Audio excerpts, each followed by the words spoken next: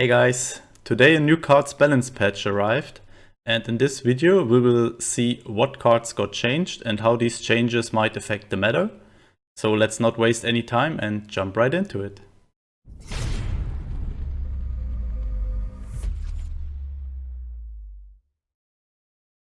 Alright guys, here we go. Starting with the nerfed cards.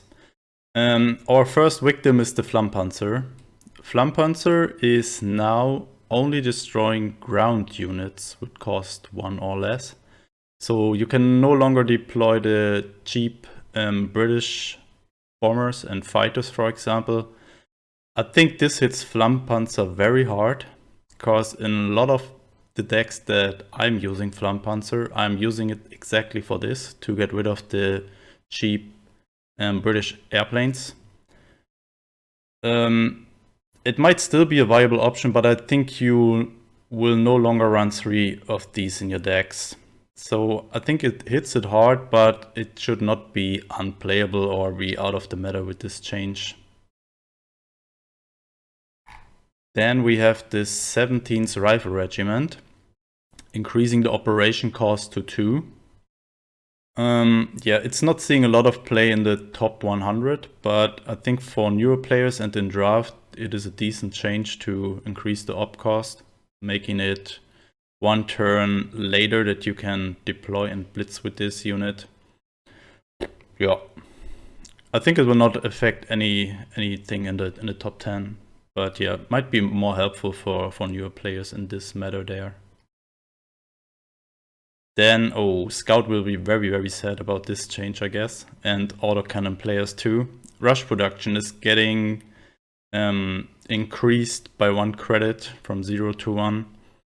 So autocannon will be way harder to pull off now, that combo, and any other combo deck that plays with rush production too.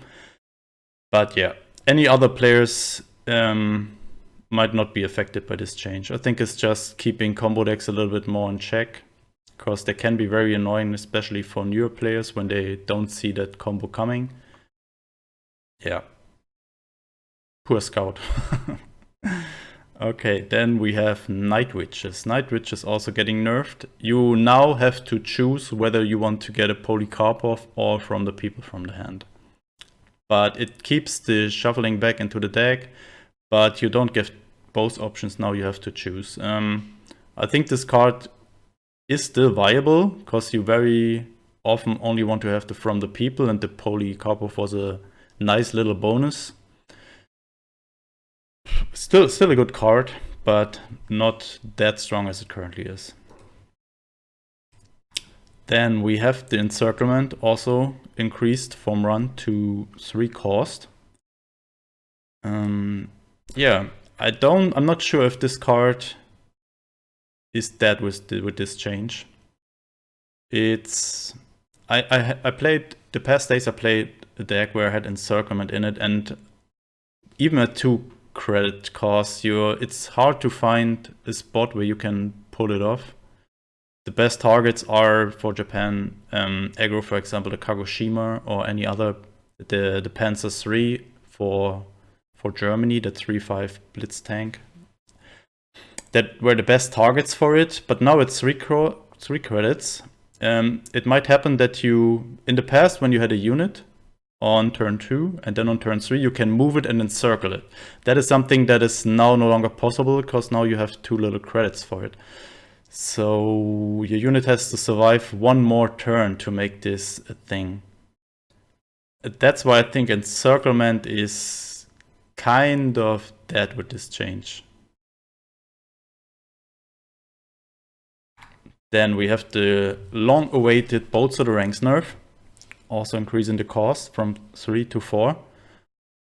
I think it's still a very strong card. It might see as much play as it currently is. I think they could have changed it to 5 and it would still be viable.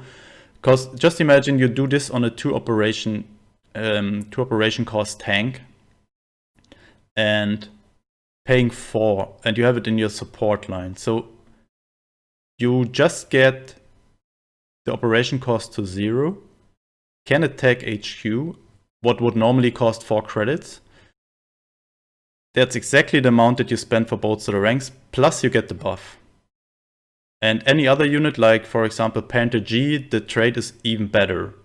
And it's not just for this turn, the unit stays at 0 operation cost, so you're generating more and more value over time the longer this unit survives.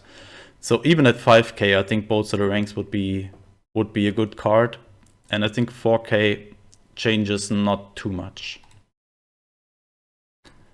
Then we have the seaborne invasion, also increased in cost from 8 to 10, from 8 to 9. I'm not sure how this might affect. And the reason for this was that since seaborne was created with this text of the 3 cost infantry units, some very strong new units have come into the game, especially with Breakthrough, that 6/6 with 4 operation cost. Yeah, that's where they increased the cost. I think in ramp decks, 8 or 9 should not matter too much. But besides that, I don't think if I would run Seaborne in a non-ramp deck, I think I would not. Yeah. It's a nerf, but I'm not sure how much it's affecting decks where it's usually played in. Sorry. Then we finally arrived at the buff cards. First of all, there's the counter offensive. It was target infantry or tank gets +1/+1 for each damaged unit on the battlefield. Now it gives this infantry or tank unit +2/+2.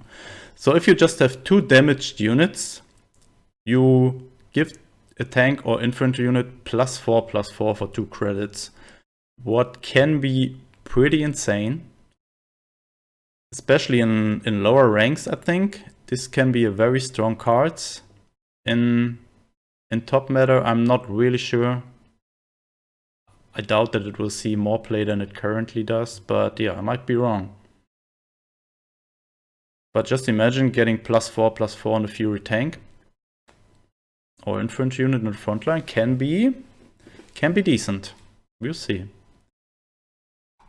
Then we have the barrage, also buffed. It's now giving enemy units -3 attack, or it deals 5 damage to a ground unit. Still not the best card. What I really don't like, I don't like cards in general that give -3 attack on a turn. Because usually you're just delaying the problem and not solving it. Also 5 damage to a ground unit, a hammer is doing this better. So I would always pick a hammer over barrage. It's not really helping that you give enemy units -3 attack. It can be -10 attack, but it's just for 1 turn. So yeah, it's not doing too much.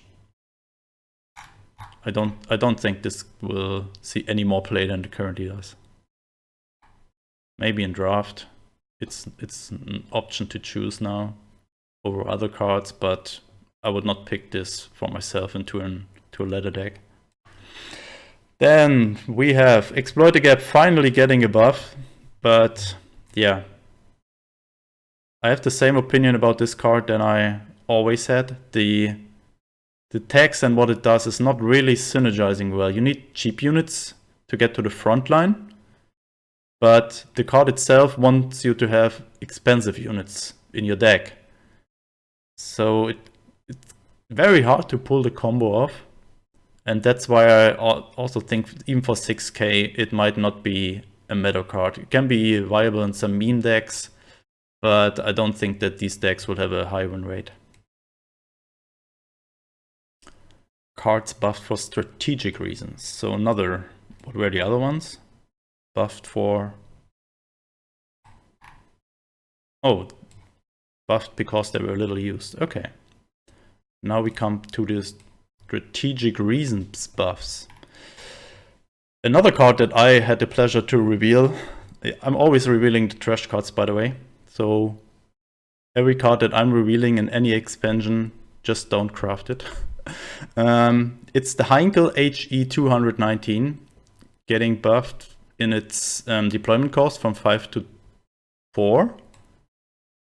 But also the text has changed now. It was that you deal 1 damage to enemy HQ for each non-Heinkel source. And now it is for each ground unit that damage your HQ, you deal 1 damage back. So 4 credits, 4-5 fighter is not too bad. The text is okay, but I think this is not what you want to achieve, that you have this on the board and your opponent is attacking your HQ and just deal 1 damage back. I don't know. I think they could have also increased the deal back damage to 2. But yeah, 4k for 4-5 fighter is not too bad, so maybe in some decks it might fit, but yeah, normally not the card that you want to have in the deck. Then we have a really nice change here, the P51 Mustang. It was give enemy air units +1 operation cost on deployment, a really bad effect. But now it has deal 5 damage to a random enemy air unit on deployment. So with this unit deploying, you can get rid of almost any airplane in the deck besides Super Flying Fortress, I guess.